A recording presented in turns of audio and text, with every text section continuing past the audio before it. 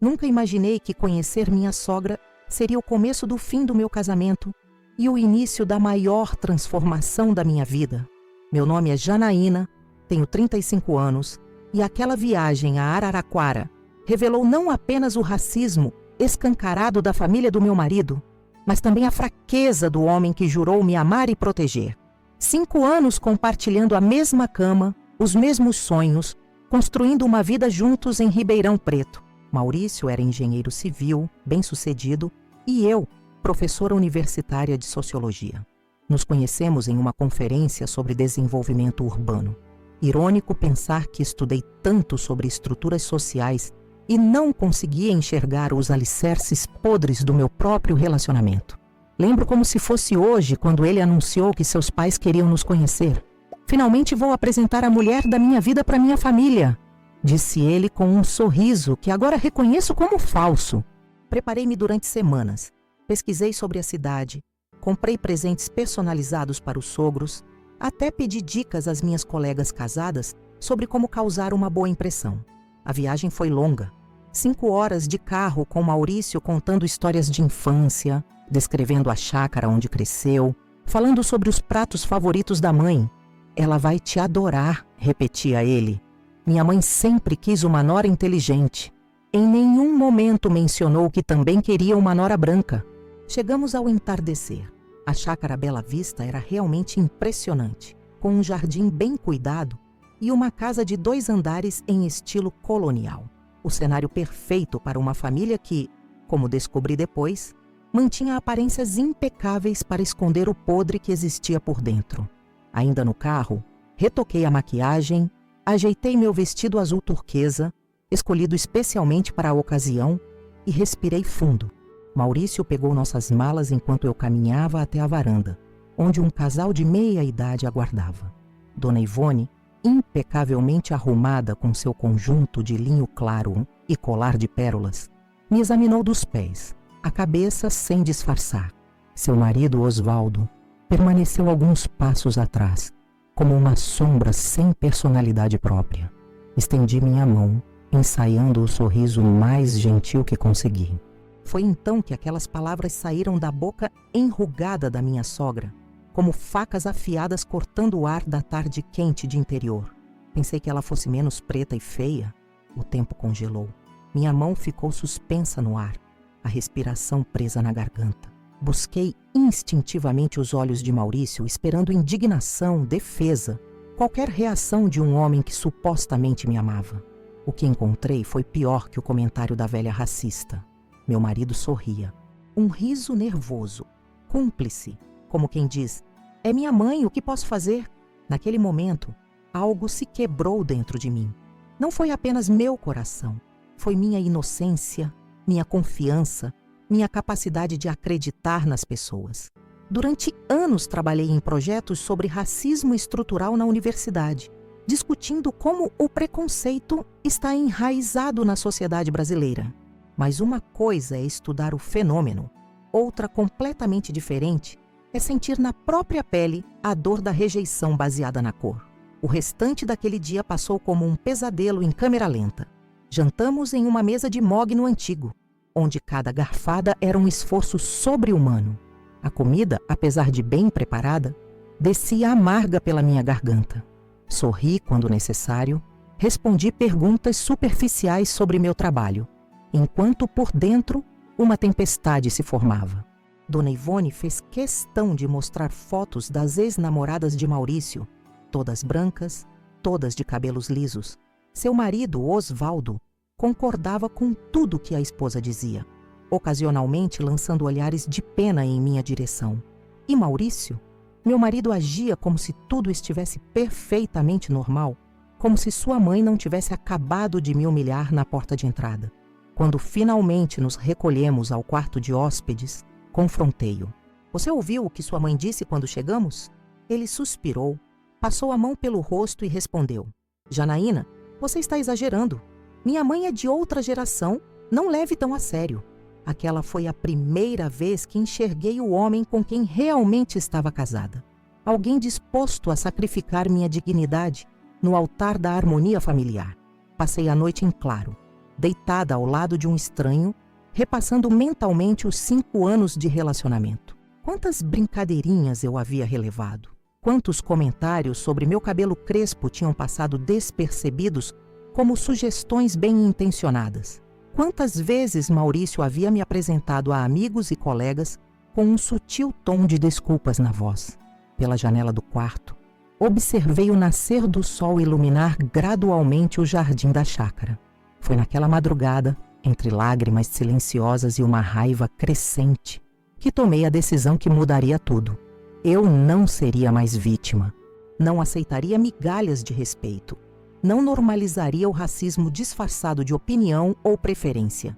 Enquanto o sol nascia, um plano começava a se formar em minha mente. Maurício e sua família me subestimaram. Acharam que eu era apenas a neguinha que ficaria grata por ter sido escolhida por um homem como ele. Não faziam ideia de quem eu realmente era. Filha de Dalva Santos, neta de mulheres que sobreviveram à escravidão, irmã de Tainá, uma das advogadas mais respeitadas em causas de direitos civis de Salvador. Naquele momento, decidi que continuaria naquela casa por mais um dia, sorrindo, observando, coletando informações. Voltaria para Ribeirão Preto fingindo que estava tudo bem, que havia superado o mal-entendido. Deixaria que pensassem que eu era fraca, submissa, conformada com o meu lugar. Mal sabiam eles que aquela humilhação seria a semente de uma vingança meticulosamente planejada. Que cada risada de Maurício junto à mãe racista seria cobrada com juros. Que a professora universitária menos preta e feia iria ensinar a lição mais dolorosa que aquela família jamais aprenderia. Levantei-me da cama antes que Maurício acordasse.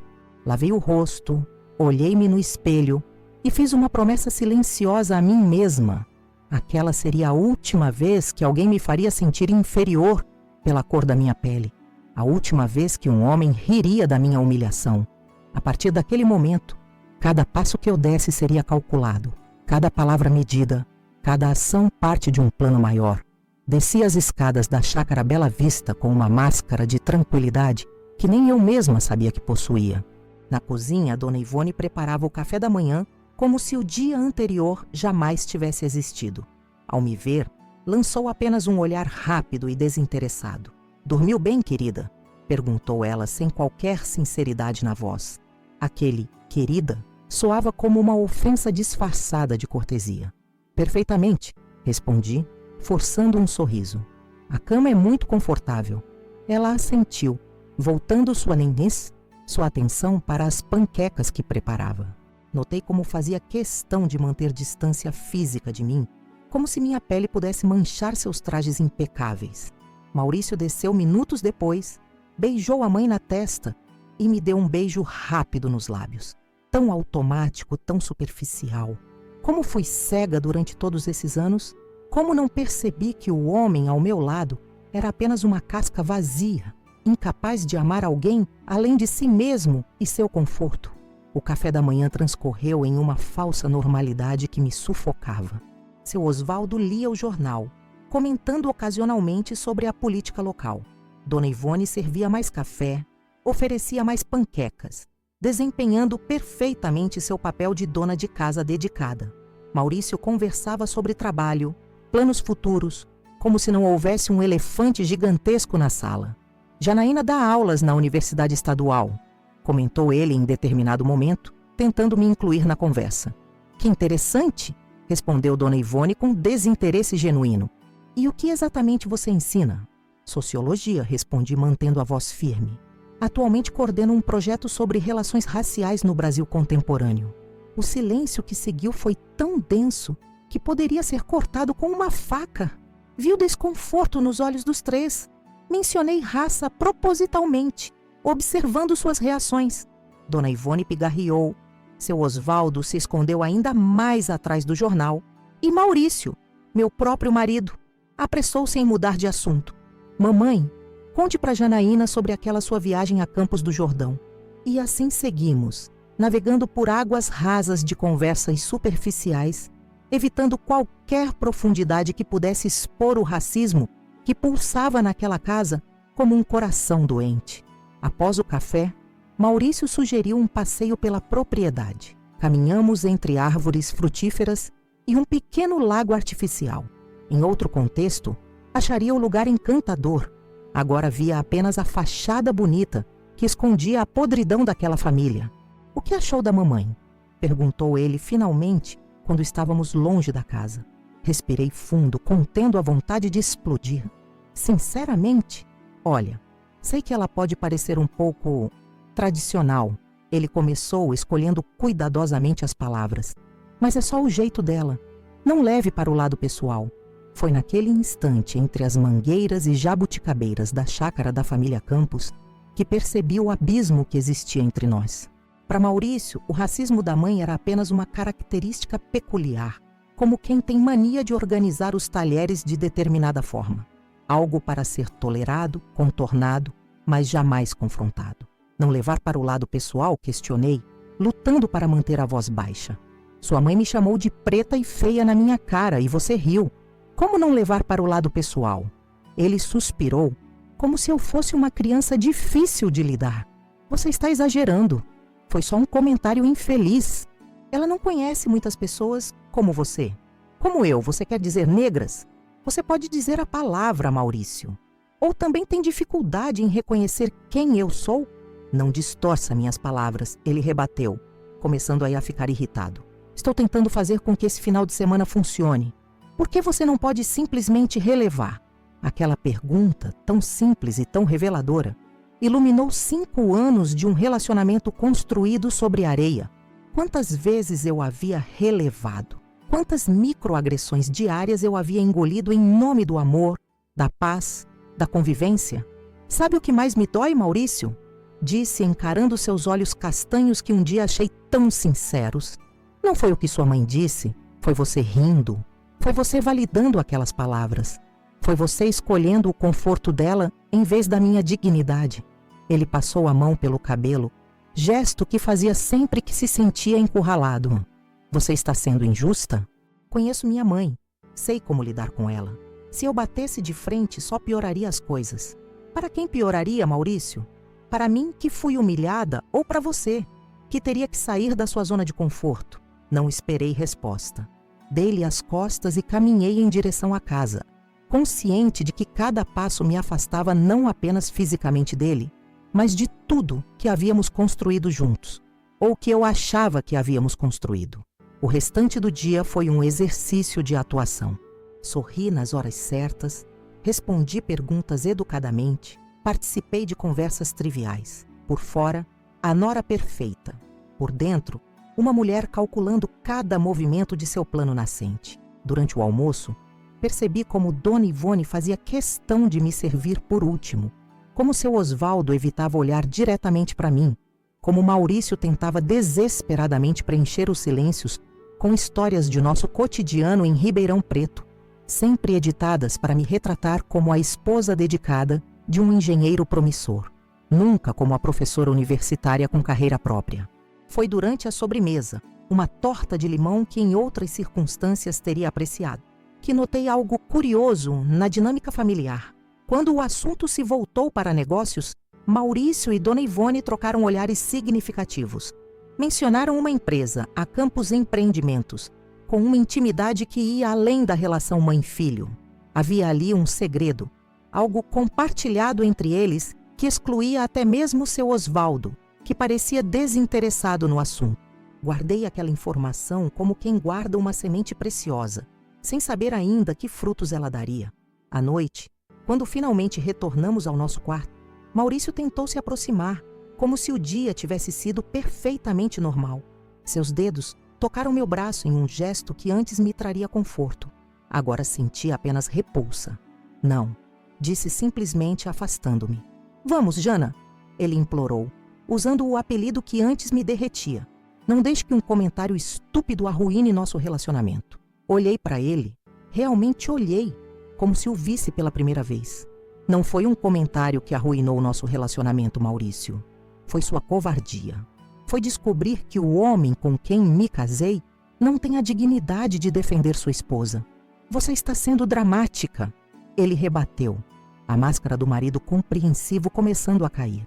Minha mãe é uma senhora de 67 anos que cresceu em outra época. O que você queria que eu fizesse? Criasse um escândalo? Rompesse com minha família por causa de uma frase infeliz? Queria que você fosse homem, respondi, sentindo cada palavra como uma libertação.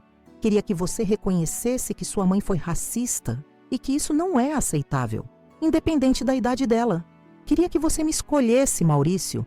Ele sentou-se na beira da cama, derrotado não por ter errado, mas por ser confrontado. Você não entende como funcionam as coisas na minha família.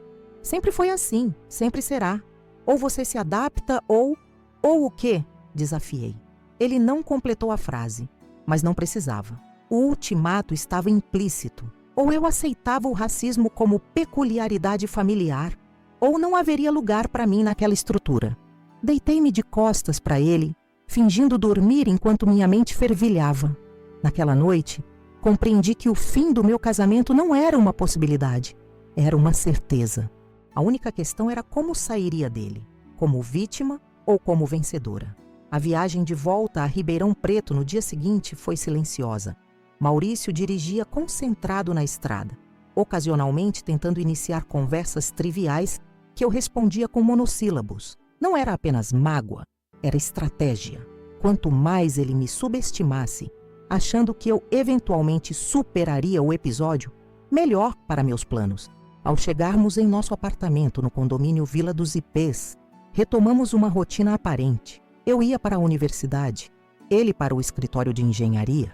Jantávamos juntos, conversávamos sobre amenidades, dormíamos na mesma cama, embora cada vez mais afastados. Para Maurício, aquele silêncio provavelmente significava resignação. Para mim, era o início de uma revolução silenciosa. Uma semana após a fatídica viagem, telefonei para minha irmã Tainá, em Salvador. Advogada especializada em direitos civis, Tainá sempre fora minha rocha, meu porto seguro. Contei-lhe tudo, sem omitir detalhes, deixando as lágrimas finalmente fluírem. Aquele desgraçado, ela murmurou do outro lado da linha. E a velha racista, então? Quer que eu vá até aí? Não ainda, respondi secando as lágrimas. Preciso de seu conselho profissional, não de seu ombro. Quero saber minhas opções. Conversamos por horas, delineando possibilidades, avaliando consequências. Tainá me orientou sobre provas, gravações, documentação necessária. Falou sobre divisão de bens, sobre processos por danos morais, sobre como o racismo é crime no Brasil, embora frequentemente minimizado pelo sistema judicial. E tem mais uma coisa, comentei, quase como um pensamento solto. Durante o almoço, Maurício e a mãe dele mencionaram uma tal de Campos Empreendimentos. Pelo jeito como falavam, parecia algo irregular. O silêncio do outro lado da linha foi seguido por uma pergunta certeira. Você conseguiria acessar documentos sobre essa empresa? Talvez, respondi, pensando no notebook de Maurício, nas gavetas de nosso escritório doméstico, nos papéis que ele ocasionalmente trazia para casa.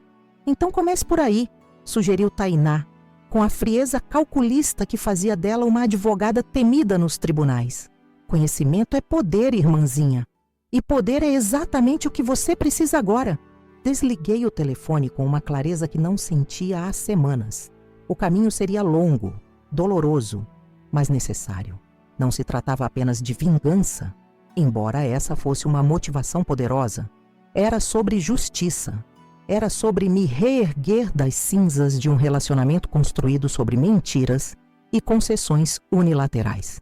Naquela mesma noite, quando Maurício dormiu, acessei seu notebook. A senha era ridiculamente previsível. O nome do cachorro que teve na infância, seguido do ano de nascimento. Típico de homens que se acham mais espertos do que realmente são. Os arquivos que encontrei confirmaram minhas suspeitas iniciais. A Campos Empreendimentos existia apenas no papel, uma empresa fantasma criada para sonegação fiscal. Maurício e Dona Ivone desviavam dinheiro há anos, construindo um patrimônio considerável às custas do Estado. Fotografei documentos, salvei arquivos em um pendrive, registrei tudo meticulosamente. Era apenas o começo da minha coleta de evidências, mas já era um começo promissor. Nos dias que se seguiram, adotei uma nova rotina secreta. Durante o dia, a esposa aparentemente conformada. À noite, a investigadora implacável. Instalei um aplicativo de gravação no meu celular, documentando conversas que confirmavam não apenas o esquema financeiro, mas também o racismo cotidiano que Maurício manifestava quando se sentia à vontade. Comentários sobre meu cabelo, que ele chamava de desarrumado. Sugestões para usar roupas que valorizassem minha aparência. Ligações para a mãe, onde se referia a mim como ela, em um tom que carregava toda sorte de preconceitos. Cada evidência coletada era uma pedra no alicerce da minha libertação. Cada descoberta, um passo em direção à minha vingança meticulosamente planejada. Em uma tarde particularmente reveladora, encontrei e-mails trocados entre Maurício e uma tal Cristina, uma colega de trabalho com quem aparentemente mantinha um relacionamento paralelo. As mensagens deixavam claro que não era apenas um caso recente, mas algo que vinha acontecendo há pelo menos 2 anos. Quando você vai terminar com a Morena? Perguntava ela em um dos e-mails. É complicado, respondia ele. Ela é boa pessoa, me ajudou muito na carreira. Preciso encontrar o momento certo. Aquelas palavras tão frias, tão calculistas, deveriam ter me destruído. Em vez disso, fortaleceram minha determinação. O homem com quem me casei não era apenas racista. Era também um traidor, um mentiroso, um fraudador. 3 semanas após a fatídica visita à Chácara Bela Vista, liguei novamente para Tainá. Tenho tudo o que precisamos, anunciei. Provas do racismo, da traição, da sonegação fiscal. Estou pronta para o próximo passo. Minha irmã ficou em silêncio por alguns segundos antes de responder.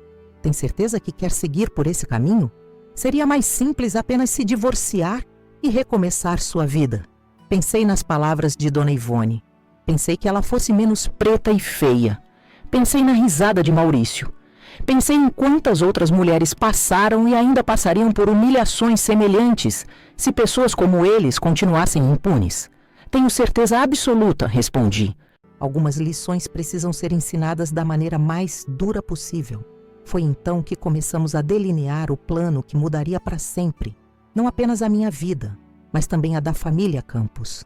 Um plano que exigiria paciência, coragem e a capacidade de continuar interpretando um papel por mais algumas semanas.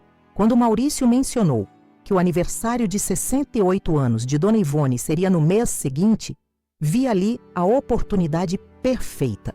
Que palco melhor para uma revelação devastadora do que uma celebração onde toda a sociedade de Araraquara estaria presente? Poderíamos organizar algo especial para sua mãe, sugeri, com um entusiasmo que o surpreendeu.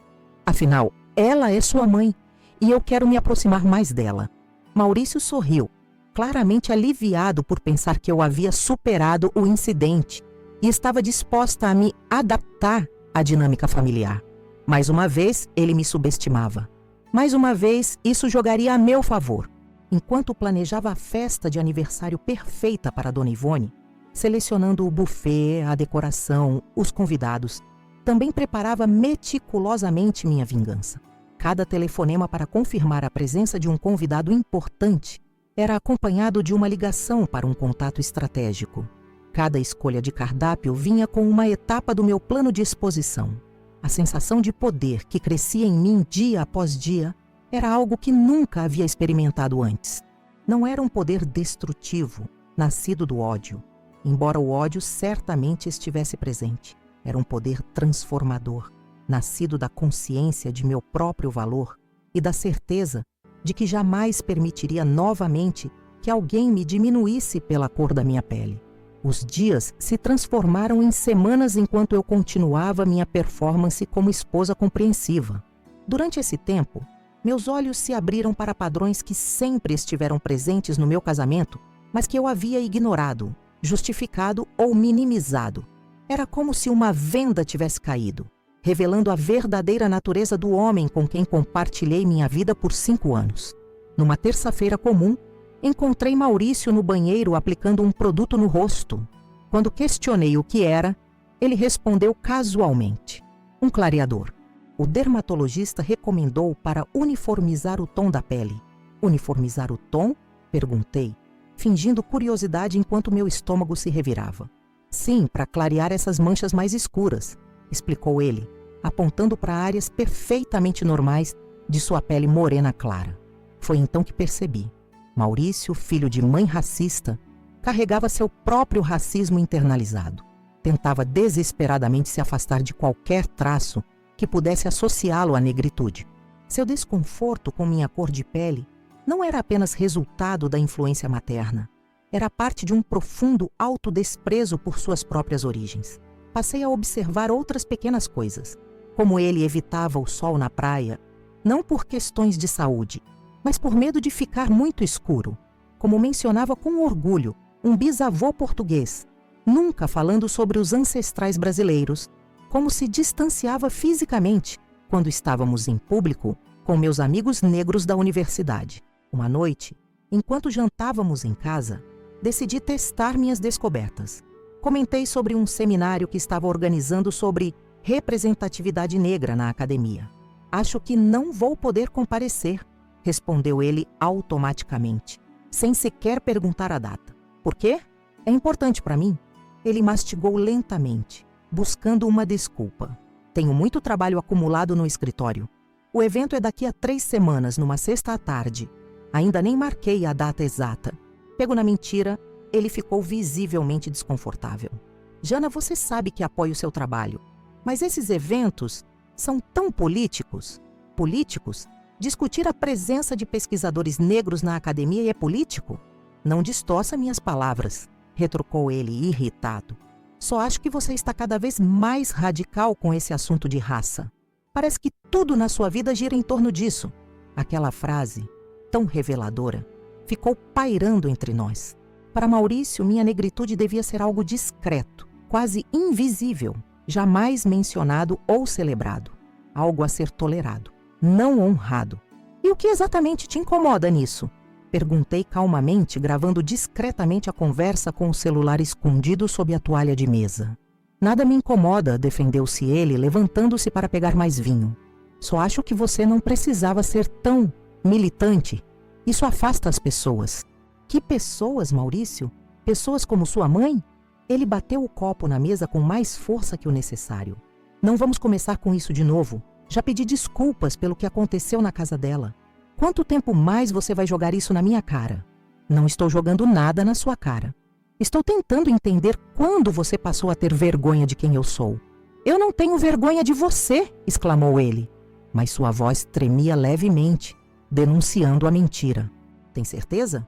Porque desde aquela visita tenho notado como você me apresenta aos seus colegas de trabalho, sempre destacando meu título acadêmico, como se precisasse justificar por que está com uma mulher negra.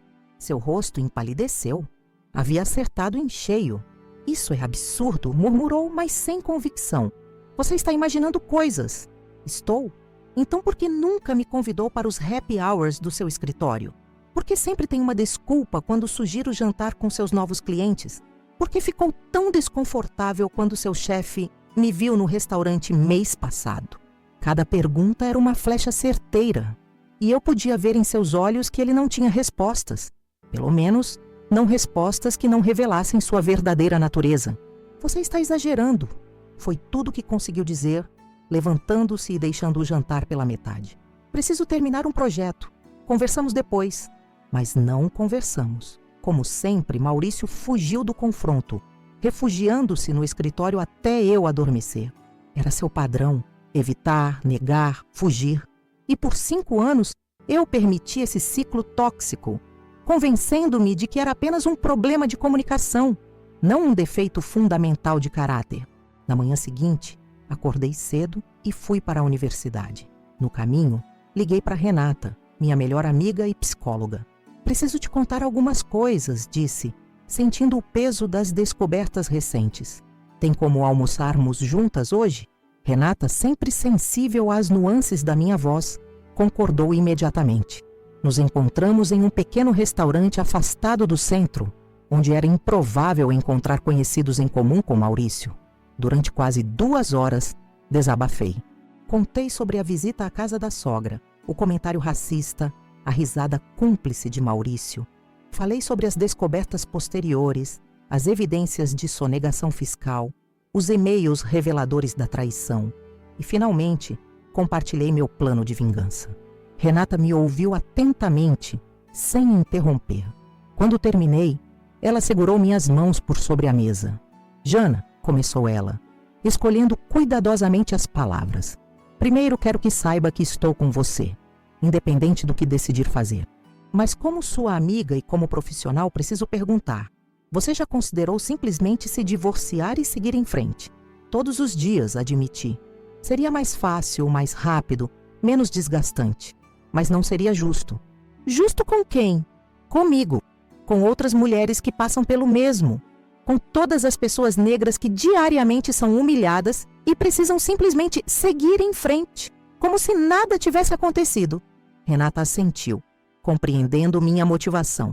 Só tenho medo que esse plano consuma tanto de você que, no final, a pessoa mais prejudicada seja você mesma. Suas palavras me tocaram profundamente, porque carregavam verdade. A vingança, mesmo justa, tem seu preço. Estava disposta a pagá-lo? Já estou prejudicada, respondi após um momento de reflexão. Desde o momento em que vi quem Maurício realmente é, algo se quebrou em mim. Não posso fingir que não sei. Não posso simplesmente dar as costas e seguir como se nada tivesse acontecido.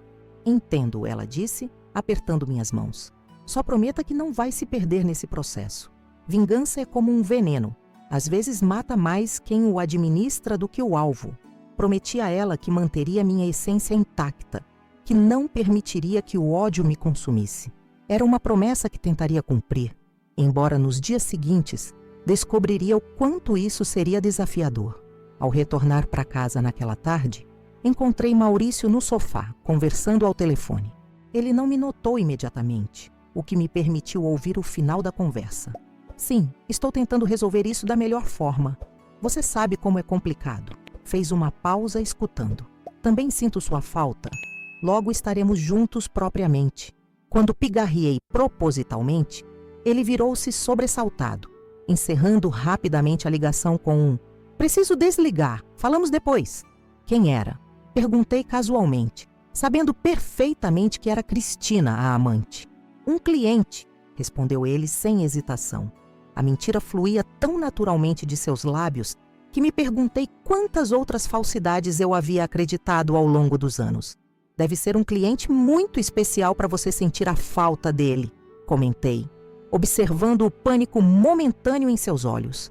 "O quê?" "Ah, estávamos falando sobre um projeto importante que está atrasado", explicou ele, levantando-se nervosamente. "Como foi seu dia?" A facilidade com que mudou de assunto, com que construiu uma realidade alternativa, era assustadora.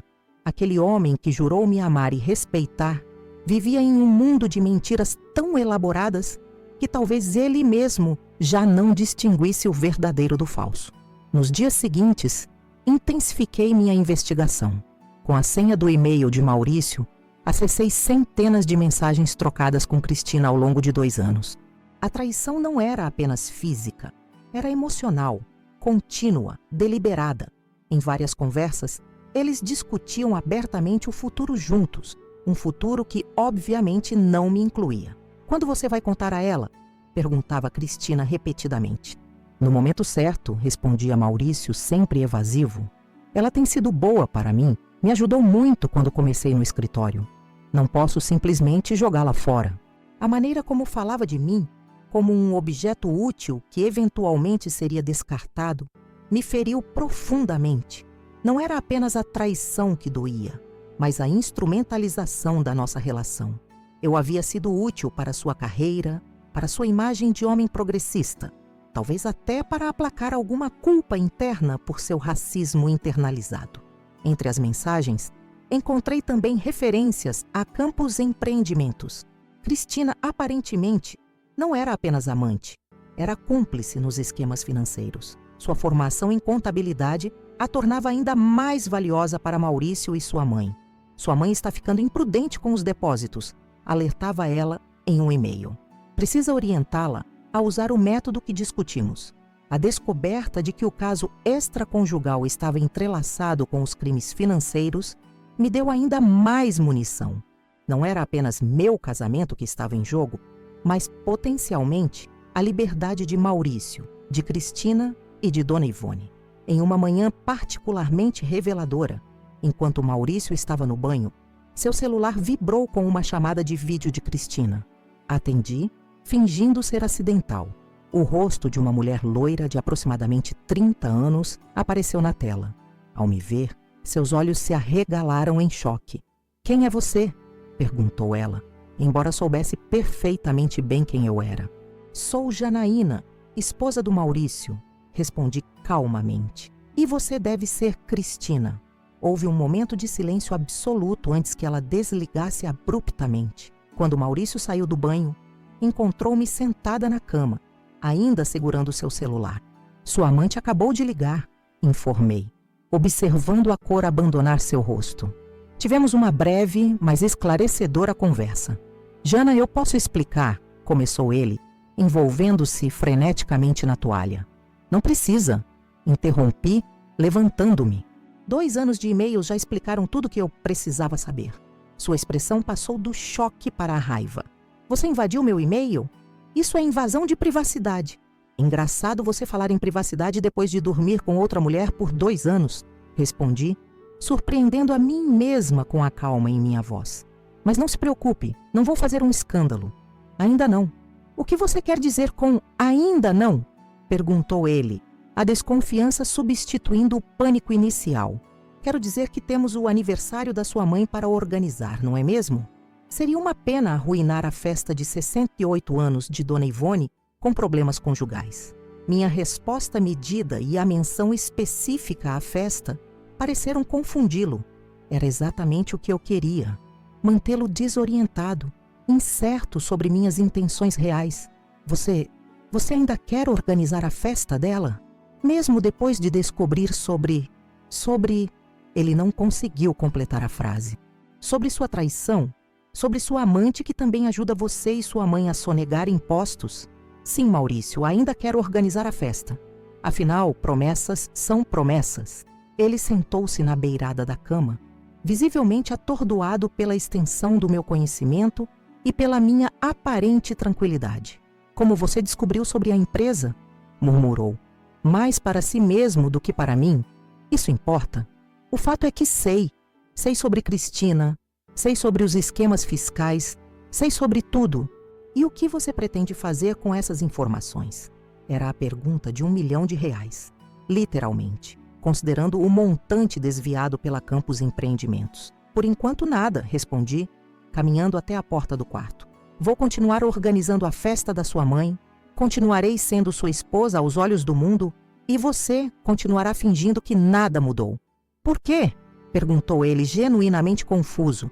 "Se você sabe de tudo isso, por que não pedir o divórcio imediatamente?" Virei-me para encará-lo uma última vez antes de sair do quarto. "Porque algumas coisas merecem uma conclusão adequada, Maurício. E nosso casamento merece um final à altura da farsa que foi." Nas semanas seguintes, vivi uma estranha dualidade.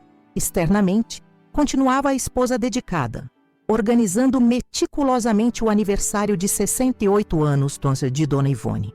Internamente, cada ligação para confirmar um convidado, cada decisão sobre o buffet ou decoração era um passo em direção ao dia da revelação. Maurício, por sua vez, vivia em um estado de ansiedade constante. Via em seus olhos o medo do desconhecido, a incerteza sobre minhas verdadeiras intenções. Tentou várias abordagens, desde presentes caros que nunca o havia me dado antes, até conversas forçadamente íntimas sobre recomeçar e deixar o passado para trás. "Podemos superar isso juntos", disse ele certa noite, enquanto eu trabalhava nos convites para a cesta. "Todos cometem erros. O importante é como seguimos adiante." Olhei para ele, este homem que agora me parecia um completo estranho. Erro é esquecer de pagar uma conta. Erro é perder uma reunião importante. Trair sua esposa por 2 anos enquanto planeja abandoná-la não é um erro, Maurício. É uma escolha consciente e contínua. "Eu nunca planejei te abandonar", protestou ele, embora os e-mails provassem exatamente o contrário. "As coisas com Cristina simplesmente aconteceram. Coisas não simplesmente acontecem por 2 anos", rebati, sem levantar os olhos dos convites. "E francamente, Não estou interessada nas suas justificativas. Estou interessada apenas em finalizar estes convites para a festa da sua mãe. Minha aparente indiferença o desconcertava mais do que qualquer confronto direto. Ele esperava lágrimas, gritos, talvez até ameaças, reações que saberia como manipular. Minha calma calculada era um território desconhecido e isso o aterrorizava. À medida que a data da festa se aproximava, intensifiquei os preparativos finais do meu plano. Confirmei a presença dos convidados especiais que havia selecionado cuidadosamente. 2 jornalistas locais que conhecia através da universidade e um fiscal da Receita Federal, primo de Renata. Preparei também o presente especial para Dona Ivone. Um vídeo que começava com momentos aparentemente felizes da família, mas gradualmente revelava a verdadeira natureza daquelas pessoas. Editado com a ajuda de um ex-aluno formado em comunicação, o vídeo intercalava gravações das falas racistas de Ivone e Maurício com documentos comprobatórios do esquema de sonegação fiscal. 3 dias antes da festa, recebi uma ligação de Tainá. Ela havia chegado a São Paulo e viria para Ribeirão Preto no dia seguinte. Está tudo pronto, informou ela. Os papéis do divórcio, a documentação para o processo por danos morais, a denúncia formal à Receita Federal. Só precisamos da sua palavra para colocar tudo em movimento. Espere até depois da festa, instruí. Quero que eles tenham seu momento de glória antes da queda. Na véspera do grande dia, Maurício fez uma última tentativa desesperada de salvar as aparências. Trouxe-me flores, rosas vermelhas que ele deveria saber que eu detestava, e um anel de diamantes que certamente custou uma pequena fortuna. Para demonstrar meu compromisso com nosso recomeço, explicou ele, estendendo a pequena caixa de veludo. Olhei para o anel cintilante, símbolo de uma promessa vazia. Obrigada, mas não preciso de mais joias. Preciso terminar de arrumar minha mala para amanhã. Mala? Perguntou ele confuso. Sim, vamos passar o fim de semana na Chácara Bela Vista para a festa, lembra? Ah, claro, respondeu ele, guardando desajeitadamente a caixa de veludo no bolso. Tinha esquecido que íamos dormir lá. Naquela noite, enquanto Maurício dormia, dei uma última olhada em nosso apartamento. 5 anos de vida compartilhada, reduzidos a memórias que agora pareciam pertencer a outra pessoa. Senti uma pontada de tristeza não pelo fim do casamento, mas pelo tempo perdido, pelos sonhos que construí sobre fundações falsas. Mas a tristeza logo deu lugar à determinação. O que estava prestes a fazer não era apenas por mim, era por todas as mulheres negras que são humilhadas diariamente e precisam seguir em frente como se nada tivesse acontecido.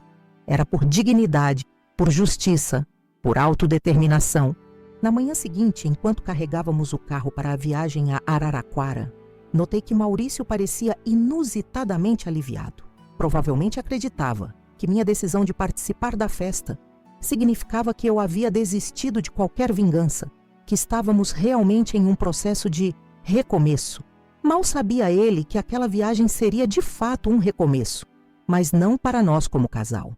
Seria o início da minha nova vida, livre das amarras de um relacionamento construído sobre mentiras, preconceito e desrespeito. Enquanto o carro cortava a estrada em direção a Araraquara, olhei pela janela, observando a paisagem passar rapidamente. Cada quilômetro nos aproximava do momento da verdade. Um momento que eu havia planejado meticulosamente. Um momento que mudaria para sempre, não apenas a minha vida, mas também a da família Campos. Chegamos à Chácara Bela Vista no início da tarde. O lugar que antes me causara tanta angústia, agora me proporcionava uma estranha sensação de poder. Conhecia seus segredos, suas sombras, e em breve exporia tudo à luz do dia. A propriedade estava transformada para a festa. Tendas brancas pontilhavam o jardim, mesas decoradas com arranjos florais elegantes, garçons uniformizados preparando-se para a recepção que começaria às 7 da noite. Tudo exatamente como eu havia planejado. Dona Ivone nos recebeu na varanda, exibindo um sorriso artificial ao me ver. Vestia um conjunto de seda azul marinho que provavelmente custou mais do que o salário mensal da empregada que trabalhava para ela há décadas. Que bom que chegaram cedo, disse ela, beijando o filho no rosto e meramente acenando para mim. Assim você pode verificar se tudo está como deseja, Janaína. Afinal, você insistiu tanto em organizar cada detalhe.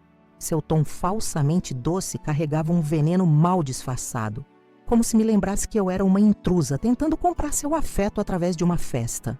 Mal sabia ela que meus objetivos eram completamente diferentes. Fiz questão de que tudo fosse perfeito, Dona Ivone. Respondi com a mesma doçura artificial. É um dia muito especial, que certamente ficará marcado na memória de todos. Se ela percebeu o duplo sentido de minhas palavras, não demonstrou. Estava ocupada demais mostrando a Maurício as novas cortinas da sala, importadas da Itália, provavelmente pagas com dinheiro sonegado. Fui levada ao mesmo quarto de hóspedes da visita anterior. Enquanto desfazia a mala, recebi uma mensagem de Tainá confirmando sua chegada ao hotel em Araraquara. Junto com ela estavam nossos convidados especiais: Paulo Mendes, jornalista investigativo do principal jornal regional, e Rodrigo Torres, fiscal da Receita Federal, primo de Renata. Está tudo pronto, escreveu minha irmã. Eles estão impressionados com a documentação que reunimos. Rodrigo diz que é um dos casos mais explícitos de sonegação que já viu. Respirei fundo, sentindo o peso e a leveza da decisão tomada. Não havia volta. Em menos de 24 horas, a família Campos enfrentaria as consequências de seus atos. Passei as horas seguintes supervisionando os últimos preparativos da festa. Cada detalhe havia sido pensado não apenas para celebrar o aniversário de Dona Ivone, mas principalmente para criar o ambiente perfeito para sua queda. O telão para a apresentação do vídeo homenagem estava estrategicamente posicionado para que todos os convidados pudessem ver. O sistema de som havia sido testado 3 vezes para garantir que cada palavra fosse perfeitamente audível. Às 5 da tarde, enquanto os funcionários contratados finalizavam a decoração, Maurício me procurou no jardim. Parecia nervoso, passando constantemente a mão pelos cabelos, gesto que sempre denunciava sua ansiedade. Jana, podemos conversar 1 minuto? Assenti, seguindo-o até uma área mais afastada, próxima ao pequeno lago artificial. O sol começava a se pôr, pintando o céu com tons alaranjados que contrastavam com a escuridão do que estava por vir. Queria me agradecer por tudo que você fez para esta festa, começou ele, escolhendo cuidadosamente as palavras. Significa muito para minha mãe. E para mim, não fiz nada além do que prometi, respondi simplesmente. Ele hesitou, claramente tentando decifrar o significado por trás das minhas palavras. Nos últimos dias, minha calma calculada o desconcertava mais do que qualquer confronto direto. Jana, sei que as últimas semanas foram difíceis. Depois da festa, gostaria que tirássemos alguns dias só para nós. Talvez uma viagem para conversarmos e reconstruir nosso casamento, completei, observando como a esperança iluminava brevemente seus olhos. Veremos o que acontece após a festa, Maurício. Uma coisa de cada vez. Ele interpretou minha resposta ambígua como um sinal positivo, típico de homens como ele, sempre enxergando apenas o que desejam ver, sempre acreditando que podem consertar com palavras vazias os estragos que causaram com ações concretas. Obrigado por esta chance, disse, aproximando-se para me beijar. Desviei sutilmente, transformando o gesto em um abraço rápido. Ainda não estava pronta para uma encenação tão íntima. Havia limites para minha atuação. Preciso verificar o buffet, falei afastando-me. Os primeiros convidados chegarão em menos de 2 horas. Enquanto caminhava de volta à casa, recebi nova mensagem de Tainá. Chegaram mais documentos. Descobrimos transferências para uma conta nas Ilhas Cayman. O esquema é ainda maior do que pensávamos. A cada nova descoberta, a justeza do que estava prestes a fazer se confirmava.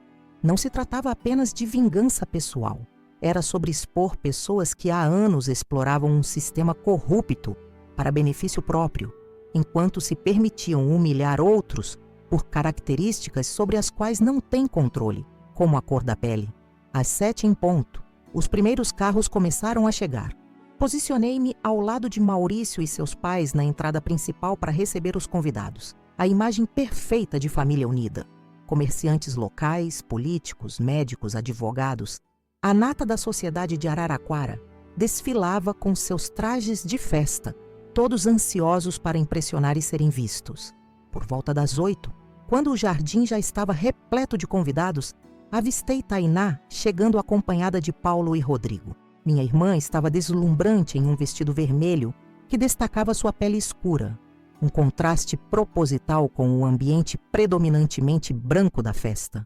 Os olhares desconfortáveis que recebeu não passaram despercebidos, apenas confirmando o padrão racista daquele círculo social. Apresentei-os a Maurício como colegas da universidade, uma meia-verdade que ele aceitou sem questionar, ocupado demais em impressionar outros convidados mais importantes. "Está tudo preparado", sussurrou Tainá ao me abraçar. "O vídeo está perfeito. Tem certeza que quer seguir com isso?" Olhei ao redor, observando Dona Ivone circular entre os convidados como uma rainha em seu domínio. Maurício rindo alto com um grupo de empresários. Seu Osvaldo assentindo mecanicamente a qualquer comentário que o prefeito fazia. Aquela família havia construído sua reputação e conforto sobre mentiras, preconceito e crimes. "Nunca tive tanta certeza de algo em minha vida", respondi. Às 9h30, conforme programado, o jantar foi servido. Mesas elegantemente dispostas pelo jardim acomodaram todos os convidados. Da mesa principal, onde me sentei com a família Campos, tinha visão privilegiada de todo o espaço. Tainá e nossos convidados especiais ocupavam uma mesa estrategicamente posicionada próxima ao telão. Entre o jantar e a sobremesa, era o momento planejado para o brinde e a apresentação do vídeo homenagem. Meu coração acelerou quando o mestre de cerimônias anunciou que era hora dos discursos. Maurício foi o primeiro, exaltando as qualidades da mãe em um discurso claramente ensaiado. Depois, seu Osvaldo, com poucas e protocolares palavras de carinho para a esposa. Alguns amigos próximos seguiram com breves histórias e congratulações. Então chegou minha vez. Levantei-me lentamente, sentindo todos os olhares se voltarem para mim. Muitos provavelmente se perguntavam o que a nora negra, visivelmente deslocada naquele ambiente, teria a dizer sobre a sogra que mal disfarçava seu desprezo. "Boa noite a todos", comecei, minha voz surpreendentemente firme. Quando conheci Dona Ivone pela primeira vez, recebi dela palavras que jamais esquecerei. Fiz uma pausa, notando como ela se remexeu desconfortavelmente na cadeira. Será que temia que eu revelasse seu comentário racista ali mesmo? Palavras que me fizeram refletir profundamente sobre família, sobre aparências e sobre a verdade que se esconde por trás de fachadas perfeitas. Continuei. Por isso, em vez de um discurso tradicional, preparei algo especial. Um vídeo que captura não apenas momentos, mas a essência do que descobri sobre a família que quase se tornou a minha. Fiz um gesto para o técnico de som e as luzes do jardim diminuíram. O telão iluminou-se com o título "Uma homenagem à verdade". Os primeiros minutos do vídeo eram exatamente o que todos esperavam. Fotos da família Campos em momentos aparentemente felizes, imagens da chácara em diferentes estações, recordações de eventos sociais. Dona Ivone sorria satisfeita, claramente apreciando ser o centro das atenções. Então, sutilmente, o tom começou a mudar. Entre as fotos familiares, surgiram capturas de tela de e-mails trocados entre Maurício e sua mãe, discutindo formas de ocultação de patrimônio. A narração, que antes destacava a trajetória exemplar da família, agora citava valores específicos desviados ao longo dos anos. Vi o sorriso de Dona Ivone congelar. Maurício endireitou-se na cadeira, seus olhos arregalados em pânico. Alguns convidados começaram a cochichar, confusos com a mudança de tom. Mas o verdadeiro golpe veio na sequência. O vídeo mostrou a gravação do momento exato em que conheci minha sogra. Pensei que ela fosse menos preta e feia, dizia Dona Ivone, seguida pela risada cúmplice de Maurício. Um murmúrio de choque percorreu o jardim. Algumas pessoas levaram as mãos à boca, outras desviaram o olhar, constrangidas. Mas ninguém interrompeu o vídeo. A sequência seguinte era ainda mais devastadora. Uma montagem de diversos comentários racistas feitos por Maurício e sua mãe, quando achavam que ninguém estava ouvindo. Referências a mim como a escurinha, aquela neguinha, sugestões de que eu melhorasse minha aparência para parecer menos étnica. O vídeo culminava com documentos da Campos Empreendimentos, mostrando claramente o esquema de sonegação fiscal, valores transferidos para contas no exterior, notas fiscais falsificadas. A narração, em tom jornalístico, explicava detalhadamente como o esquema funcionava e quanto dinheiro havia sido desviado. Quando as luzes se acenderam, o silêncio era absoluto. Dona Ivone estava pálida. Seu Osvaldo parecia prestes a passar mal. E Maurício me encarava com uma mistura de ódio e incredulidade. Levantei-me novamente, sentindo uma calma surpreendente. Como puderam ver, aprendi muito com a família Campos nestes últimos meses. Disse, minha voz ecoando no jardim silencioso. Aprendi que por trás de sobrenomes respeitáveis e casas imponentes podem se esconder os preconceitos mais vis e os crimes mais calculados. Virei-me diretamente para Dona Ivone. A senhora me perguntou na primeira vez que nos vimos se eu não me sentia deslocada na universidade. Lembra-se? Sugeria que uma mulher negra como eu estaria mais à vontade em funções menos intelectuais. Hoje respondo, não me sinto deslocada na universidade. Me sinto deslocada em ambientes onde o caráter das pessoas é inversamente proporcional ao tamanho de suas contas bancárias. Em seguida, encarei Maurício. Quanto a você, que riu quando sua mãe me humilhou, que me traiu por 2 anos com sua cúmplice nos esquemas de sonegação, que planejava me descartar quando eu não fosse mais útil para sua imagem, para você, só tenho isto. Tirei da bolsa um envelope e coloquei na mesa à sua frente. Os papéis do divórcio já preparados por minha irmã, que por coincidência é uma excelente advogada especializada em direitos civis. Apontei para Tainá, que se levantou em sua mesa acompanhada por Paulo e Rodrigo. Esqueci de apresentar adequadamente meus convidados. Paulo Mendes, jornalista investigativo especializado em crimes de colarinho branco, e Rodrigo Torres, fiscal da Receita Federal. Os 3 se aproximaram da mesa principal enquanto eu concluía. Todos os documentos exibidos no vídeo, além de outros ainda mais comprometedores, já foram enviados às autoridades competentes. O que vocês acabaram de assistir não foi apenas uma denúncia, foi o primeiro capítulo de um processo criminal que provavelmente ocupará as manchetes por meses.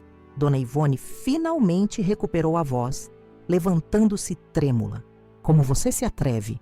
Na minha casa, na minha festa de aniversário? Me atrevo porque aprendi com vocês, Dona Ivone. A senhora não teve pudor em me humilhar no primeiro minuto em que pisei nesta casa. Seu filho não teve pudor em rir da minha humilhação.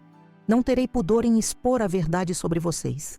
Maurício tentou uma última cartada desesperada, dirigindo-se aos convidados chocados. Isso é loucura! Ela está despeitada porque descobriu uma indiscrição minha. Está inventando tudo isso para me prejudicar. Paulo, o jornalista, deu um passo à frente. Os documentos falam por si, senhor Campos. Minha equipe está verificando cada detalhe desde que os recebemos e posso garantir que são autênticos. A matéria está pronta para publicação na edição de amanhã. E a Receita Federal já iniciou uma auditoria completa nas contas da Campos Empreendimentos, acrescentou Rodrigo. Os primeiros resultados confirmam todas as suspeitas de sonegação fiscal e lavagem de dinheiro. O caos se instalou. Convidados começaram a se retirar discretamente, ninguém querendo ser associado ao escândalo iminente. Alguns, mais ousados ou talvez já embriagados, tiravam fotos com celulares, garantindo que o momento seria amplamente documentado nas redes sociais. Dona Ivone desabou em sua cadeira, parecendo subitamente muito mais velha que seus 68 anos. Seu Osvaldo, sempre uma sombra da esposa, agora parecia uma casca vazia, incapaz de processar o que acontecia. Maurício alternava entre tentativas patéticas de desqualificar minhas acusações e apelos desesperados aos amigos influentes para intercederem de alguma forma. Mas era tarde demais. O império de mentiras da família Campos desmoronava diante de todos. Peguei minha bolsa e caminhei calmamente até Tainá, que me aguardava com um sorriso discreto de aprovação. Juntas, nos dirigimos à saída, passando por grupos de convidados que agora me olhavam com uma mistura de espanto e um novo tipo de respeito. Antes de deixar a propriedade, virei-me uma última vez para a mesa principal onde a família Campos permanecia paralisada, como estátuas representando a queda dos poderosos. Feliz aniversário, Dona Ivone, disse alto o suficiente para que muitos ouvissem. Espero que a senhora tenha aprendido hoje que aparências enganam. Mulheres pretas como eu podem não corresponder ao seu padrão estético, mas temos algo que a senhora claramente não tem: dignidade. No carro, já a caminho do hotel onde Tainá estava hospedada, permiti-me finalmente respirar aliviada. A adrenalina começava a diminuir, deixando espaço para uma estranha mistura de exaustão e libertação. Você foi incrível, comentou minha irmã apertando minha mão. Manteve-se firme do início ao fim. Acha que fui longe demais? Perguntei, a dúvida finalmente emergindo agora que tudo estava feito. Tainá refletiu por um momento antes de responder. Você deu a eles exatamente o que mereciam: consequências. Não apenas por como te trataram, mas por anos de crimes e preconceitos que julgavam poder cometer impunemente. Assenti, reconhecendo a verdade em suas palavras. O que fiz não foi apenas vingança pessoal. Foi justiça em múltiplos níveis. Expus não apenas o racismo que tentavam disfarçar com sorrisos forçados, mas também os crimes financeiros que sustentavam seu estilo de vida privilegiado. No hotel, tomei um longo banho, tentando lavar não apenas o cansaço físico, mas também os resíduos emocionais de meses vivendo uma mentira. Enquanto a água quente escorria por meu corpo, chorei, não de tristeza ou arrependimento, mas de alívio.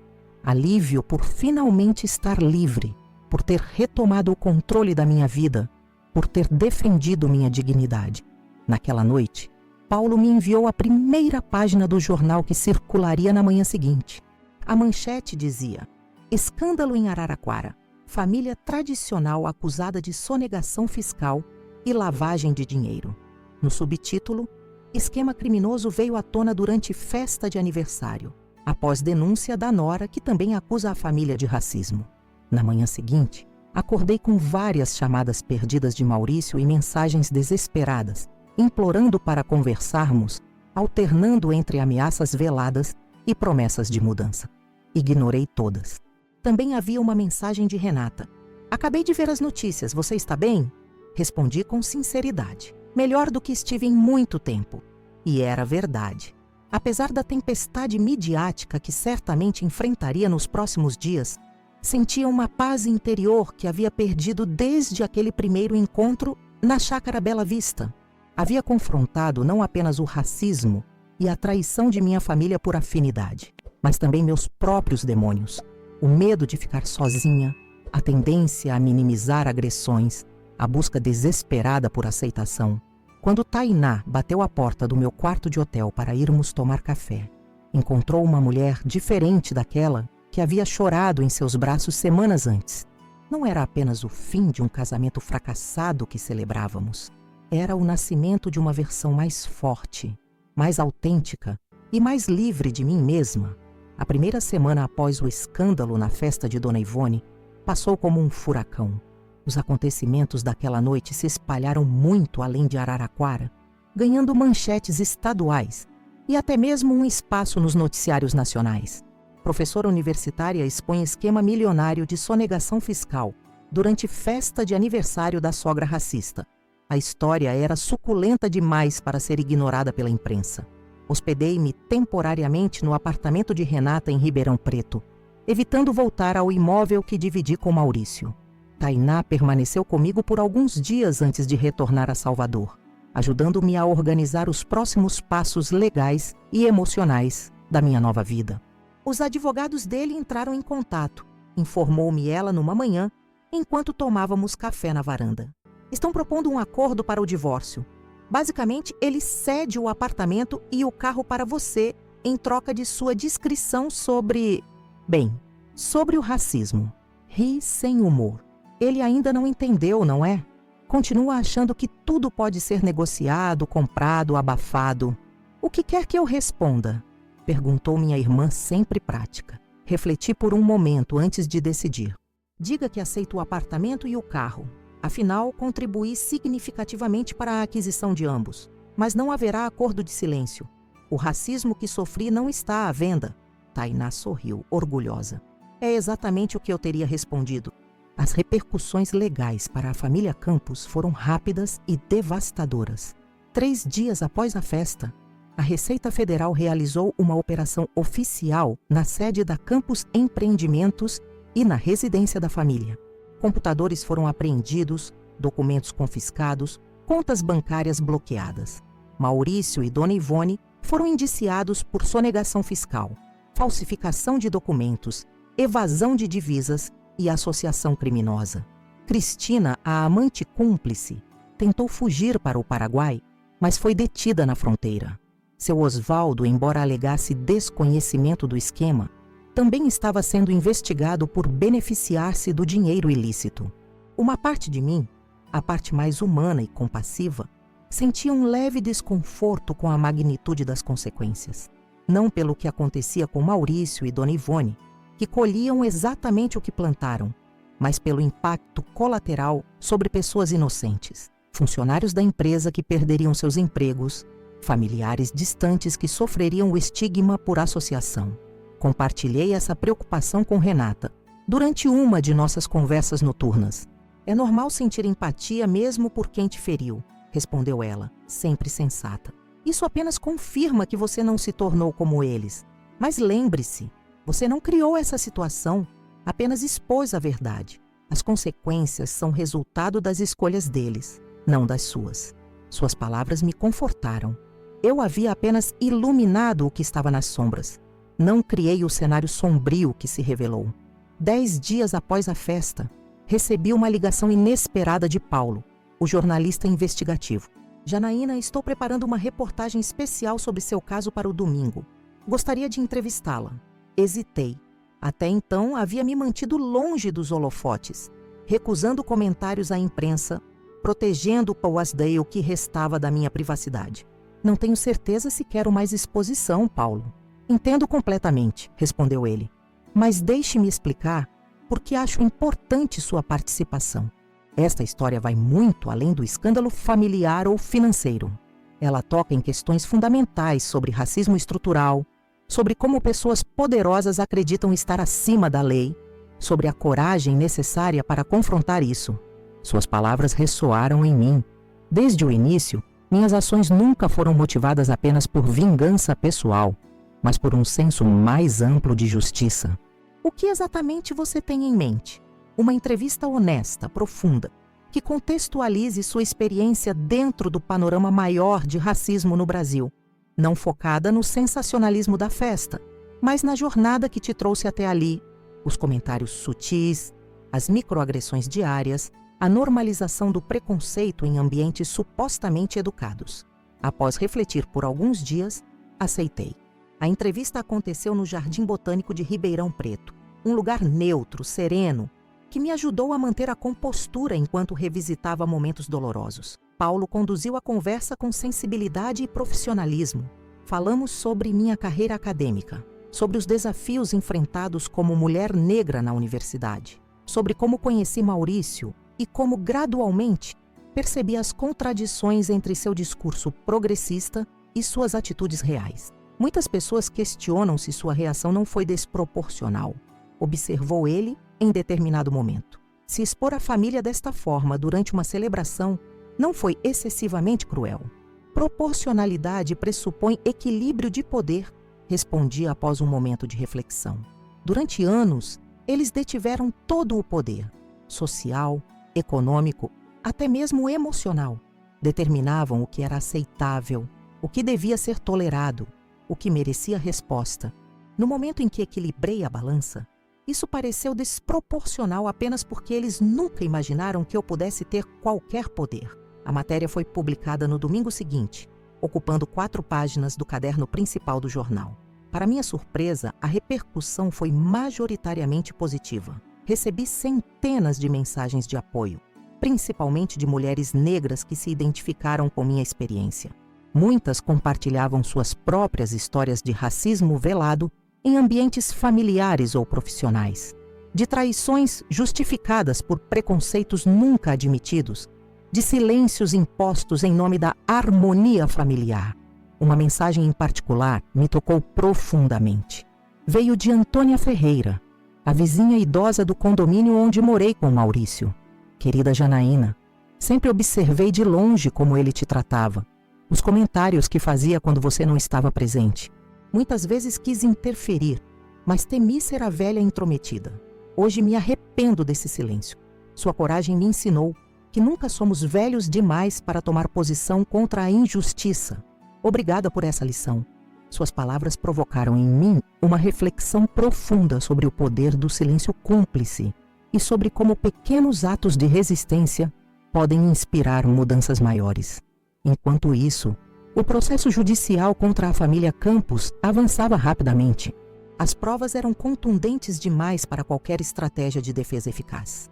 A primeira audiência estava marcada para dali a 2 semanas, e eu seria uma das principais testemunhas. Apesar da pressão, decidi retomar minhas atividades na universidade. O reitor havia me oferecido uma licença prolongada, preocupado com o impacto do escândalo, mas recusei. Mergulhar no trabalho era minha forma de reconectar com minha essência, com o que realmente importava para mim. Meu retorno às salas de aula foi recebido de formas variadas. Alguns colegas demonstraram apoio aberto, outros mantiveram distância respeitosa. E uma minoria parecia desconfortável, talvez por se identificarem demais com a família Campos, talvez por temerem que seus próprios preconceitos pudessem um dia ser expostos de forma semelhante. Os alunos, por outro lado, me receberam com uma ovação espontânea na primeira aula após meu retorno. Muitos haviam acompanhado a história pela mídia e viam em mim um símbolo de resistência. Era um papel que eu nunca busquei, mas que agora precisava aprender a administrar com responsabilidade. Professora, a senhora se tornou um ícone feminista? Exclamou uma aluna entusiasmada após a aula. Não foi minha intenção, respondi sinceramente. Apenas busquei justiça para mim mesma. Mas é exatamente isso que nos inspira, insistiu ela. Ver uma mulher negra recusando-se a aceitar o inaceitável, exigindo respeito, usando sua inteligência e recursos para virar o jogo contra opressores poderosos, isso é revolucionário. Suas palavras me fizeram refletir sobre como ações individuais podem assumir significados coletivos, sobre como histórias pessoais podem se tornar metáforas de lutas mais amplas. Na véspera da audiência, recebi um e-mail inesperado de Júlio Nascimento, colega da universidade que sempre demonstrou interesse em mim, mas que respeitou meu casamento mesmo quando percebia que algo não estava bem. Janaína, apenas queria dizer que estarei na audiência amanhã, não para testemunhar ou interferir de qualquer forma, apenas para oferecer apoio moral silencioso. Se preferir que eu não vá, compreenderei perfeitamente. Sua mensagem, tão respeitosa de meu espaço e autonomia, provocou um pequeno sorriso, o primeiro genuíno em muito tempo. Respondi agradecendo e aceitando sua presença. A audiência em si foi menos dramática do que eu antecipava. O tribunal estava cheio, com jornalistas ocupando a maioria dos assentos disponíveis. Vi Júlio discretamente sentado ao fundo, como prometido. Tainá estava ao meu lado, não apenas como irmã, mas como advogada assistente da acusação. Maurício e Dona Ivone entraram escoltados por seus advogados, ambos visivelmente abatidos. Ele havia perdido peso, e suas olheiras profundas denunciavam noites insones. Ela, sempre tão vaidosa, parecia ter envelhecido 1 década em poucas semanas. Por um breve momento, nossos olhares se cruzaram. Não havia mais arrogância nos olhos de Maurício, apenas uma mistura de raiva contida e algo que poderia ser interpretado como arrependimento, não pelas ações em si, suspeitei, mas por suas consequências. Meu depoimento durou quase 2 horas. Com calma e precisão, detalhei como descobri o esquema financeiro, como coletei as evidências, como documentei os episódios de racismo. Respondi às perguntas da promotoria com clareza e suportei o interrogatório agressivo da defesa sem perder a compostura. Quando o advogado de Maurício sugeriu que minhas ações foram motivadas por vingança, após descobrir a infidelidade, respondi com uma honestidade que silenciou o tribunal. A infidelidade foi apenas mais um sintoma de um problema muito mais profundo. O desrespeito fundamental por quem eu sou. Se ele tivesse me traído, mas fosse um homem que me respeitasse como igual, que defendesse minha dignidade diante do racismo de sua família, talvez ainda houvesse algo a salvar. Mas um homem que ri quando sua mãe humilha sua esposa pela cor de sua pele, não me traiu apenas com outra mulher. Traiu tudo o que nosso relacionamento deveria representar. Ao final da audiência, o juiz determinou que Maurício e Dona Ivone permaneceriam em liberdade durante o processo, mas com medidas cautelares severas, passaportes apreendidos, comparecimento mensal à justiça, proibição de acessar contas bancárias além de um valor mínimo para subsistência. Na saída do tribunal, fui abordada por vários jornalistas ávidos por declarações. Limitei-me a dizer: confio na justiça e espero que este caso sirva como lembrete de que nem o dinheiro, nem o status social colocam alguém acima da lei ou dão o direito de diminuir outros seres humanos. Júlio me esperava pacientemente, depois da pequena coletiva improvisada. Sem palavras, ofereceu-me carona até em casa. Durante o trajeto, conversamos sobre temas leves: o novo semestre na universidade, um artigo acadêmico recentemente publicado, um festival de cinema que aconteceria no próximo mês. Aquela normalidade, aquela conversa despretensiosa sobre assuntos cotidianos foi incrivelmente terapêutica após a intensidade emocional da audiência. Pela primeira vez em meses, senti que poderia realmente seguir adiante, que havia um futuro além do drama que consumiu minha vida. Ao me deixar em casa, Júlio perguntou hesitante: gostaria de jantar qualquer dia desses? Sem pressão, apenas como amigos ou colegas. Gostaria sim, respondi, surpreendendo a mim mesma com a rapidez da resposta. Mas preciso de algum tempo ainda, para reorganizar minha vida, para entender quem sou fora daquele casamento. Todo o tempo do mundo, respondeu ele com um sorriso gentil. Nas semanas que se seguiram, dediquei-me a reconstruir minha vida. O divórcio foi finalizado em tempo recorde, com Maurício cedendo a todas as minhas exigências patrimoniais. Não por generosidade, obviamente, mas por estar em posição extremamente vulnerável judicial e socialmente. O apartamento no condomínio Vila dos Ipês, agora oficialmente meu, foi vendido. Não queria viver cercada por memórias daqueles anos. Com o dinheiro, adquiri um loft menor, porém aconchegante, próximo à universidade. Passei uma semana em Salvador, reencontrando minhas raízes, fortalecendo-me no abraço de minha mãe, Dalva, cujas palavras sábias sempre foram meu porto seguro. Filha, a vida te dá exatamente o que você aceita receber. No momento em que você decidiu não aceitar mais o inaceitável, tudo mudou.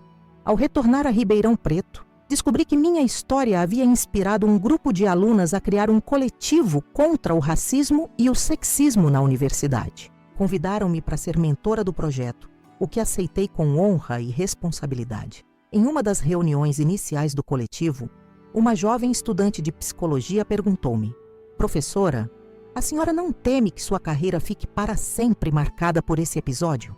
Que as pessoas a vejam sempre como aquela que expôs o marido e a sogra, em vez de reconhecerem seu trabalho acadêmico? Era uma pergunta legítima, que eu mesma já havia feito a mim diversas vezes.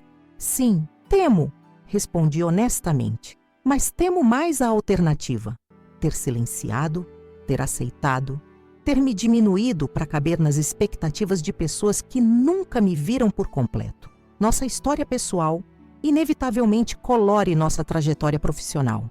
Prefiro ser lembrada como alguém que lutou por sua dignidade do que como alguém que a sacrificou para manter aparências. 3 meses após a fatídica festa de aniversário, recebi uma notícia surpreendente. A Universidade Federal da Bahia estava me oferecendo uma posição como coordenadora do recém-criado Núcleo de Estudos Afro-Brasileiros. Era uma oportunidade profissional excepcional e, ao mesmo tempo, uma chance de retornar às minhas origens. Após muita reflexão, aceitei. A decisão de deixar Ribeirão Preto não foi fácil. Ali construí minha carreira, formei amizades valiosas, vivi capítulos fundamentais da minha história, mas também carregava memórias dolorosas, fantasmas que talvez nunca me abandonassem completamente enquanto eu permanecesse naquelas ruas. Na última semana antes da mudança, aceitei finalmente o convite de Júlio para jantar. Escolhemos um pequeno restaurante italiano, discreto e aconchegante. A conversa fluiu naturalmente, como sempre acontecia entre nós. Sempre soube que havia algo errado naquele casamento, confessou ele entre um prato e outro. A maneira como ele falava de você quando você não estava presente, como parecia constrangido ao te apresentar a certos colegas. Por que nunca disse nada? Perguntei, genuinamente curiosa. Porque não era meu lugar, respondeu simplesmente. E por que temia que você interpretasse como interesse pessoal, disfarçado de preocupação? E não era? Provoquei com um leve sorriso. Ele riu sem negar, talvez parcialmente. Sempre admirei você, sua inteligência, sua força, sua integridade, mas respeitava seu casamento, suas escolhas, mesmo que discordasse delas. Aquela honestidade era refrescante após anos de meias-verdades e manipulações sutis. Com Júlio, não havia jogos, apenas transparência. Era cedo demais para um novo relacionamento. As feridas ainda estavam cicatrizando, mas pela primeira vez, vislumbrei a possibilidade de um futuro afetivo mais saudável. Vou sentir sua falta quando você estiver em Salvador, admitiu ele no final da noite. Salvador não é tão longe, respondi, e há congressos acadêmicos o ano todo. Despedimo-nos com um abraço caloroso e a promessa de manter contato. Uma promessa que, ao contrário de tantas outras em minha vida recente, senti que seria cumprida. Na véspera de minha partida, recebi uma carta inesperada. O envelope, de papel caro e sem remetente, continha apenas um cartão com uma mensagem manuscrita. Espero que um dia você encontre em seu coração a capacidade de perdoar. Não por mim, mas por você mesma. I.C. Ivone Campos, minha ex-sogra, tentando um último ato de manipulação emocional, sugerindo que minha busca por justiça era um fardo para minha alma, não para a dela. Sorri ao perceber que suas palavras não provocavam mais raiva ou ressentimento. Apenas uma leve compaixão por alguém tão incapaz de enxergar além de seus privilégios e preconceitos. Dobrei o cartão e o guardei em uma caixa, onde mantinha recordações daquele capítulo encerrado da minha vida. Não como tormento, mas como lembrete do quanto cresci, do quanto me fortaleci, do quanto aprendi sobre mim mesma naquela jornada dolorosa. Na manhã seguinte, com o carro carregado para a viagem a Salvador, fiz uma última parada no Centro Cultural Pelourinho, onde anos antes realizei meu primeiro projeto sobre cultura afro-brasileira. Ali, contemplando os painéis que celebravam a resistência negra ao longo da história brasileira, compreendi que minha história pessoal era apenas um pequeno fio na enorme tapeçaria de lutas por dignidade e respeito que constituem nossa identidade nacional. Saí dali com o coração leve e a mente focada no futuro que me aguardava. Não como vítima, não como vingadora, mas como uma mulher que ousou romper ciclos tóxicos, enfrentar privilégios estabelecidos e reescrever sua própria narrativa. A estrada para Salvador representava mais que uma mudança geográfica. Era o caminho para um recomeço em que eu seria finalmente e plenamente a autora da minha própria história. Olhando para trás, ainda me surpreendo com a jornada que percorri. De esposa humilhada a mulher empoderada. De vítima silenciosa a agente da minha própria justiça. Minha história começou como tantas outras. Um relacionamento que parecia promissor, construído sobre o que acreditei ser amor e respeito mútuos. Mas bastou um comentário racista da minha sogra e a risada cúmplice do meu marido para revelar a verdade que eu havia ignorado por 5 anos. Pensei que ela fosse menos preta e feia. Palavras que ecoaram dentro de mim, despertando não apenas dor, mas uma consciência adormecida. Aquele momento na Chácara Bela Vista foi o catalisador que me fez enxergar todas as microagressões, todos os silêncios cúmplices, todas as pequenas traições que tolerava diariamente. A descoberta posterior da infidelidade do meu marido com Cristina apenas confirmou o que eu já começava a perceber. Nosso casamento havia sido construído sobre mentiras. Não apenas as mentiras dele, as traições, os esquemas financeiros, o racismo velado, mas também minhas próprias mentiras para mim mesma, as justificativas que inventava para normalizar o inaceitável. Quando decidi planejar minha vingança, não foi apenas por raiva ou desejo de punição, foi um ato de autodeterminação uma declaração de que eu não seria mais definida pelos olhares e julgamentos alheios. Cada passo do meu plano, documentar as evidências, preparar o vídeo revelador, escolher estrategicamente o momento da festa de aniversário, foi uma afirmação do meu próprio valor. A expressão de choque no rosto de Dona Ivone quando o vídeo revelou suas palavras racistas e os esquemas criminosos. O pânico nos olhos de Maurício quando percebeu que sua vida cuidadosamente construída desmoronava. O silêncio absoluto dos convidados, muitos dos quais provavelmente compartilhavam os mesmos preconceitos velados. Estes são momentos que guardarei para sempre, não com vingativa satisfação, mas como marcos da minha libertação. As consequências foram além do que eu poderia prever. O indiciamento de Maurício e Dona Ivone por sonegação fiscal. A prisão de Cristina tentando fugir para o Paraguai. A cobertura midiática que transformou minha história pessoal em um caso emblemático de resistência ao racismo. As centenas de mensagens de outras mulheres que se identificaram com minha experiência. Aprendi que enfrentar a injustiça raramente é confortável ou conveniente. Exige coragem, estratégia e, acima de tudo, a disposição para arcar com as consequências das próprias ações. Houve momentos de dúvida, de medo, de questionamento, mas nunca de arrependimento. A decisão de aceitar o cargo na Universidade Federal da Bahia e retornar a Salvador representou o fechamento de um ciclo e o início de outro. Voltei às minhas raízes não como quem recua, mas como quem avança com nova perspectiva. Criando o Instituto para oferecer apoio jurídico e psicológico a vítimas de racismo, transformei minha experiência pessoal em ação coletiva. E Júlio, aquele colega que sempre demonstrou interesse genuíno, que respeitou o meu espaço mesmo quando percebia que algo não estava bem no meu casamento, nossa aproximação gradual foi mais um sinal de que relacionamentos saudáveis são possíveis quando baseados em respeito autêntico, não em aparências e conveniências. Minha história não é apenas sobre vingança, embora o título do canal possa sugerir isso. É sobre autodescoberta, sobre estabelecer limites, sobre recusar-se a ser cúmplice da própria diminuição, sobre transformar dor em propósito.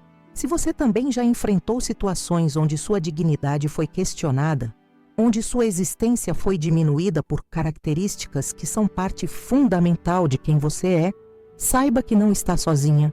Somos muitas, e quando uma de nós encontra sua voz, abre caminho para que outras também encontrem as suas. Compartilhei minha jornada hoje, não para glorificar a vingança, mas para celebrar a resistência. A coragem de dizer não, quando o mundo espera que você diga sim, senhor, ou sim, senhora. A força para reescrever sua narrativa quando outros tentam defini-la por você. Quero agradecer imensamente por você ter acompanhado minha história até aqui. Não foi fácil reviver esses momentos, abrir feridas que, embora cicatrizadas, ainda carregam memórias dolorosas. Mas acredito profundamente no poder das histórias compartilhadas, no quanto elas podem inspirar, confortar e fortalecer. O canal Vingança do Dia existe exatamente para isso, para dar voz a histórias de pessoas que, como eu, encontraram maneiras de recuperar seu poder em situações onde tudo parecia perdido. Histórias reais, cruas, sinceras, que mostram que a dignidade humana não é negociável. Se minha experiência tocou você de alguma forma, peço que se inscreva no canal. Cada inscrição não é apenas um número, é um sinal de que estas histórias importam, de que estas vozes merecem ser ouvidas. É também uma maneira de garantir que você não perca nenhuma das próximas histórias que compartilharemos. Deixar seu like neste vídeo e principalmente comentar o que achou da minha história faz toda a diferença. Os comentários são mais do que feedback, são conversas, conexões, oportunidades para construir uma comunidade de pessoas que se reconhecem nas lutas umas das outras. Me conte nos comentários se você já viveu algo semelhante ou como reagiria na minha situação. Sua perspectiva é valiosa e pode ajudar outros que estão assistindo. Muitos não sabem, mas produzir conteúdo de qualidade como este exige tempo, recursos e dedicação. As horas de entrevista, o processo de edição, a pesquisa para contextualizar cada história adequadamente. Tudo isso tem um custo que nem sempre é visível para quem assiste. Por isso, se esta história e o trabalho do canal significam algo para você, considere apoiar financeiramente através da função Valeu Demais, uma forma de doação que ajuda a cobrir os custos de produção e nos permite continuar trazendo histórias diariamente. Sua contribuição, seja qual for o valor, é um investimento direto na continuidade deste trabalho e na possibilidade de alcançarmos mais pessoas com mensagens de empoderamento e transformação. Não é exagero dizer que cada Valeu Demais que recebemos faz diferença concreta em nossa capacidade de produzir conteúdo consistente e de qualidade. Não esqueça também de explorar outros vídeos do canal. Cada história traz uma perspectiva única sobre superação, justiça e recomeços. Algumas vão te fazer rir, outras chorar, muitas vão te deixar indignado, mas todas têm algo valioso a ensinar sobre a complexidade da experiência humana. Encerro compartilhando uma reflexão final. Quando Dona Ivone me enviou aquele cartão sugerindo que eu precisava perdoar por mim mesma, ela inadvertidamente revelou uma grande verdade. Não carrego mais o peso do ódio ou do ressentimento, não porque perdoei no sentido tradicional, mas porque transformei aquela experiência em algo maior que minha dor individual. Como disse na palestra que dei recentemente, algumas pessoas confundem silêncio com fraqueza. Eu permiti que eles acreditassem nisso até que chegou o momento de mostrar minha verdadeira força. Obrigada por ouvir minha história, por respeitar minha jornada, por fazer parte, mesmo que por alguns minutos, do meu processo de cura e transformação. E lembre-se, sua própria história, com suas lutas e vitórias, também merece ser contada. Talvez um dia você esteja aqui, compartilhando como encontrou sua própria voz. Se inscreva no canal Vingança do Dia, deixe seu like, compartilhe este vídeo com quem precisar ouvir esta mensagem e, principalmente, comente o que achou desta história. Sua participação é o combustível que mantém este espaço vivo e relevante. E se puder, apoie com um Valeu Demais. Cada contribuição nos ajuda a continuar este trabalho que tanto amamos e acreditamos. Até o próximo vídeo, com mais uma história de alguém que, como eu, decidiu que sua dignidade não estava aberta para negociação.